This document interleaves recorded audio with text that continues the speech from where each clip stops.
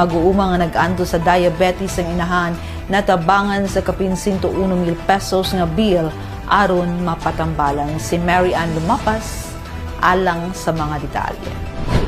Usa ka anak nga si Lodelin Visuro, 41 anyos ug residente sa Barangay Ginguna, Osamis City, ang midagop sa Asenso Osamis Administration aron mangayo og tabang para sa iyang inahan nga si Luciana Visuro, 71 years old, nga na-confine sa Misamis University Medical Center tungod sa sakit nga diabetic gangrene with multiple complication hypertensive cardiovascular disease. Emosyonal nga misaysay si Lodelin nga nasuta sa mga laboratory test ug nakita sa doktor ang seryoso kaayo problema sa diabetes kay dili makontrol ang pagtaas sa sugar level sa iyang mama. Gidugang pa ni Lodelin nga natunok sa alambre ang iyang mama dito sa balay ug nagtuo lang sila nga mahimong matambalan kini pinaagi sa pag-inom og antibiotic isip home medication. Apan sulod sa pipila ka adlaw ang milabay, walay alibyo nga nakita sa maong samad ug nahulog kini sa infeksyon hinungdan sa grabe nga pag-antos sa iyang inahan.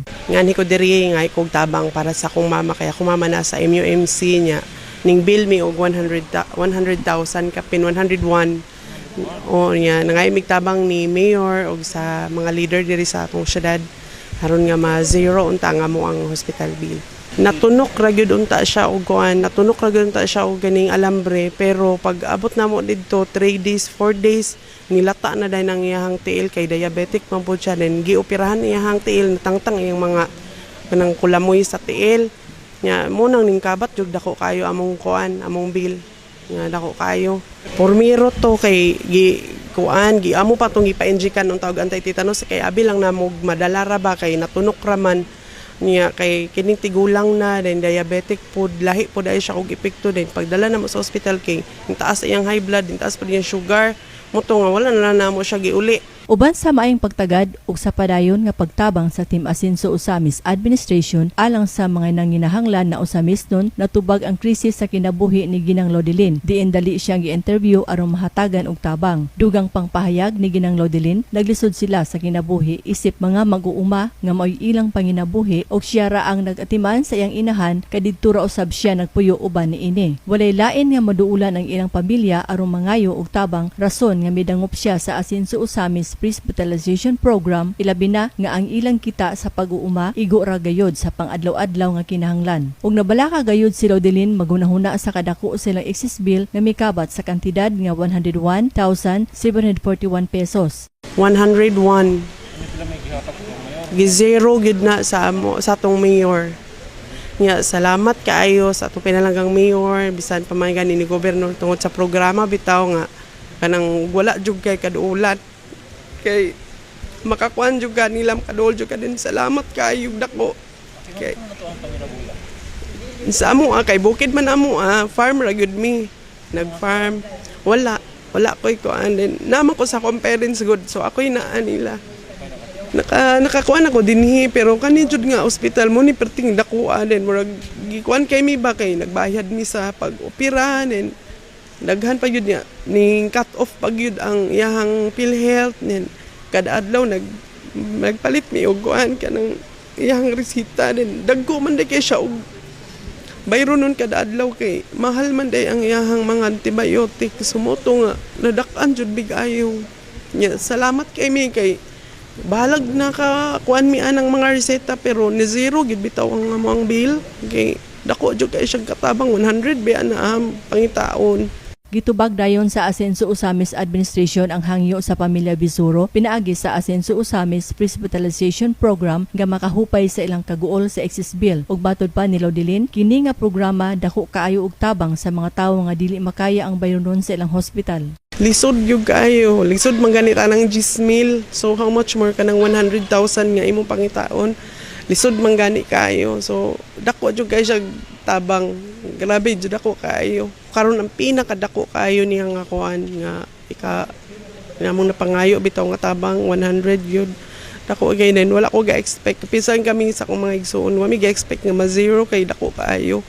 Pero biyan sa among imagination na zero gyud sa ni mayor ug sa ato ang kuan sa Asenso. Malipayong mipadayag si Ginang Lodilin sa iyang idakong pasalamat ngadto kang Governor Henry Wominal, Congressman Ando Wominal ug Mayor Attorney Andy Wominal nga pinaagi sa ilang programa ug suporta kini nagpamatuod nga bisan sa kalisod ang lokal nga panggamahanan andam nga motabang sa mga pamilyang nagkinahanglan ilabi na sa pagsulbad sa bayronon sa ospital. Tungod anang programa sa ato ang kuan, sa ato ang mga lidere sa Asenso, dako kay siyang tabang yun, sir. Dako jud. Grabe akong pasalamat kami tibok pamilya nga naagyod ang Asenso ang programa nga motabang bitaw sa mga pareha namo nga wala gyud ba.